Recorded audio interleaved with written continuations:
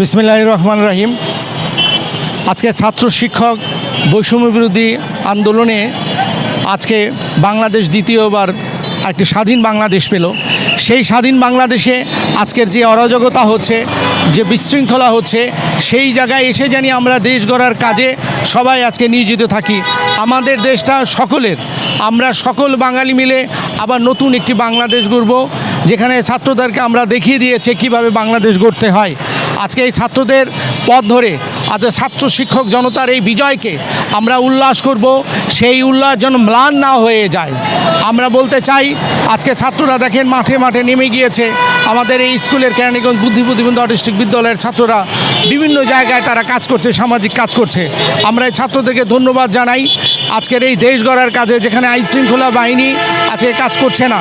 এবং আমি বাংলাদেশের সকল আইন শৃঙ্খলা বাহিনীকে তাদেরকে তাদের স্ব কর্মস্থলকে ফিরে আসতে বলবো এবং সকলকে, দেশের সকলকে আহ্বান জানাবো আজকে দেশ গড়ার কাজে যেমন ছাত্ররা নেমেছে, আজকে সকলে আমরা সবাই মিলে আজকে এই দেশ গড়ার কাজে এগিয়ে আসি এবং সবাই মিলে আমরা দেশ গড়ার কাজে এগিয়ে আসলে একটু সুন্দর একটি বাংলাদেশ আমরা পাবো।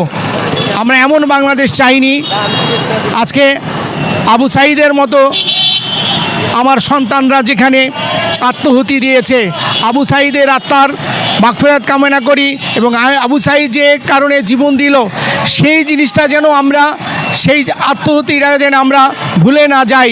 আমরা জানি ভুলে না যাই আবু সাঈদের যেভাবে সে নিঃসংগভাবে হত্যা হলো, সেই হত্যাকারীর বিচার হোক এবং সে যে চেয়েছিল সেই স্বপ্নকে আমরা যেন বাস্তবে রূপ দিতে পারি। তাই দেশবাসীকে আজকের এই নৈরাজ্য থেকে বের হয়ে এসে আমরা বলবো, এইসব জিনিস করছে কারা, আমরা তাদেরকে প্রতিহত করব, তাদেরকে আমরা সমাজ থেকে বিচ্যুতি করব। আমরা ছাত্ররা যে সোনার বাংলাদেশ বা যে জাতি তারা গড়তে চেয়েছিল, যে জাতির জন্য তারা আজকে এই আন্দোলন সংগ্রাম করেছে, আমরা তার পক্ষে থেকে আজকে সুন্দর একটি বাংলাদেশ গড়ার জন্য আমরা সবাই এগিয়ে আসব। আমাদের দেশটা সকলের এবং সকলে আমরা ভাই এবং সকলে আমাদের একই জায়গা থেকে আমরা কাজ করব। তাই আমি বলবো, দেশের আপামর জনগণ সবাই এগিয়ে এসে আইন শৃঙ্খলা বাহিনীকে আমরা সহযোগিতা করি, যাতে আইন শৃঙ্খলা বাহিনী তারা তাদের কাজ করতে পারে। সকলকে ধন্যবাদ, সকলকে এগিয়ে আসার আহ্বান জানাচ্ছি।